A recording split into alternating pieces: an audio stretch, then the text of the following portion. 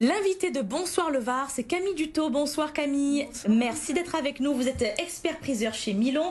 Milon, c'est une maison de vente aux enchères. Vous estimez donc les objets d'art et de collection des particuliers et vous les accompagnez dans le processus de vente aux enchères. Vous venez régulièrement dans le Var où vous proposez des permanences, notamment à Sanary, sur rendez-vous. C'est le cas toute cette semaine. Les Varois peuvent donc venir vous emmener leurs objets nichés dans leur cave ou leur grenier pour une estimation gratuite. Quel genre d'objet on peut vous emmener, Camille? On peut m'amener à peu près tous les objets que les gens peuvent avoir chez eux, parce que vraiment, il y a des trésors qui se cachent dans les maisons. On a une richesse d'objets dans les familles. L'histoire de France, déjà, est riche d'objets.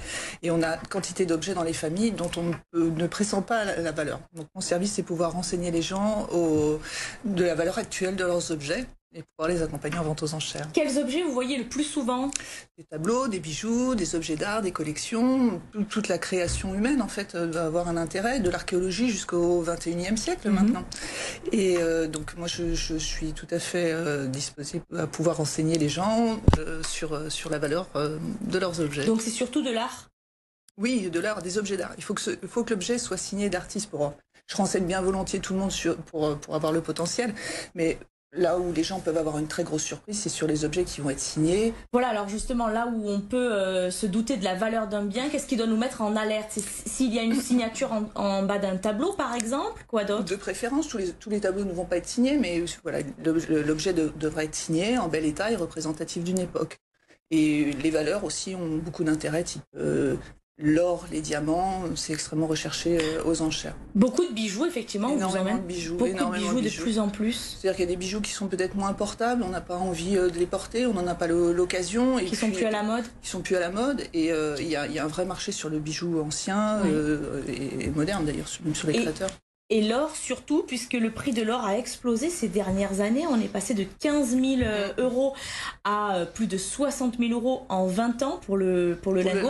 Oui. Ça, vous le constatez également. Oui, tout à fait. Les clients vous emmènent toutes sortes de pièces, des bijoux, mais aussi des pièces en de or, monnaie, etc. Tout ce qui comporte de l'or. Voilà, tout à fait. Et il y a un vrai attrait de collection et d'investissement pour les acheteurs en vente aux enchères. C'est pour ça que ça se vend extrêmement bien. Une forte demande. Est-ce que vous voyez le profil des clients, des vendeurs, des acheteurs changer également depuis quelques dernières années?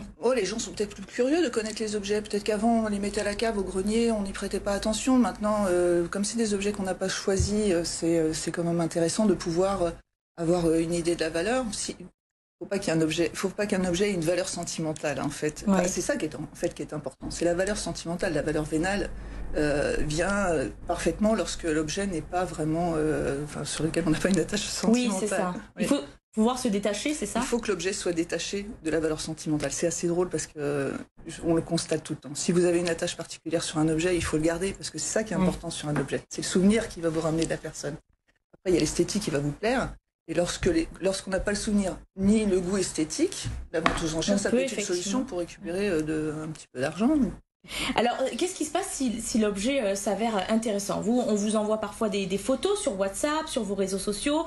Vous faites une première estimation par photo. Voilà, je fais une première estimation. Ça permet d'avoir une idée de la valeur. J'aime bien expliquer aussi le courant, l'époque, etc. Savoir à quoi ça correspond. Estimation totalement gratuite. L'estimation est gratuite. Après, l'estimation qu'on va vous donner, c'est pas le prix que fera l'objet. En réalité, on ne le connaîtra que le jour J. Donc, on arrive à déceler quels sont les objets qui pourraient avoir un vrai potentiel de collection parce qu'on va avoir une esthétique. Il va y avoir quelque chose, on va avoir des références d'objets similaires qui auraient été vendus très cher. Donc il y a parfois des belles surprises. Il y a énormément de surprises. Tout est. Et vous en avez eu des belles surprises, Camille, racontez-nous. Il y a notamment ce dessin de Picasso dans le Var. C'était d'ailleurs à Sanary. Oui, c'était à Sanary. C'était une jolie histoire parce que Lina Picasso m'a confié son dessin c'était son trésor, puisque à 14 ans, elle était serveuse dans un glacier de Sanary et Picasso est arrivé pour manger une glace et il a dû reconnaître qu'elle était espagnole et il lui a demandé son nom et elle s'appelle Picasso avec un Z. Donc ça a dû l'amuser. Il lui a demandé un petit carton. Elle a ramené un petit carton du glacier et il a dessiné une tête de taureau qu'il a daté, qu'il a dédicacé à Lina et qu'il a surtout signé, parce que Picasso, on sait qu'il ne signait pas tous ses dessins non plus, c'est qu'il avait envie de lui faire un cadeau, je pense. puisqu'il avait reconnu qu'elle était d'origine espagnole. Et je pense qu'il a vraiment voulu faire un cadeau. Et Lina, arrivée à un moment, s'est demandé ce qu'elle pouvait faire avec ce dessin. Et son fils, ses enfants n'étaient pas particulièrement intéressés. Et on l'a présenté aux enchères. Et pour vous raconter la petite histoire, l'acheteur est un jeune collectionneur. Il m'a fait la confidence qu'il avait le tableau caché derrière un petit rideau et qu'il n'avait dit à personne.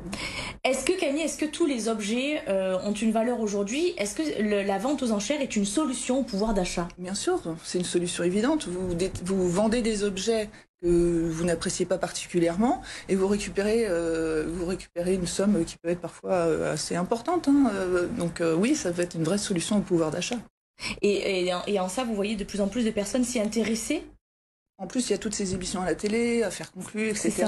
Qui montrent aussi l'envers du décor aussi, qui mettent un coup de projecteur sur votre métier. Absolument, et puis qui permet d'avoir une histoire de l'objet à côté. C'est assez didactique, c'est plutôt bien fait. Donc les gens, oui, sont très, très intéressés par notre patrimoine culturel. Beaucoup d'habitués dans le Var qui vous rappellent à chaque fois que vous êtes de passage et que vous proposez vos permanences dans le Var. Oui, tout à fait. Ils ont toujours des objets dénichés. On me recommande à des amis, à des voisins, c'est assez sympathique. Cette semaine, vous êtes jusqu'à vendredi, vous êtes dans le Var et donc vous proposez effectivement, vous allez au domicile des personnes gratuitement et vous estimez, faites vos estimations. Je fais toute une campagne d'estimation là cette semaine sur différents secteurs. En fait, je vais demander qu'on m'adresse des photos au préalable pour savoir si ça rentre dans le cadre de notre vente, pouvoir donner une première estimation. Et puis si on est dans des intentions de vente et que ça rentre dans le cadre de notre vente, je me déplace volontiers à domicile et je me charge d'acheminer sur Paris pour les vendre aux enchères chez Milon. Merci beaucoup Camille d'avoir été l'invitée de Bonsoir le Var. Vous restez avec nous sur BFM Toulon Var.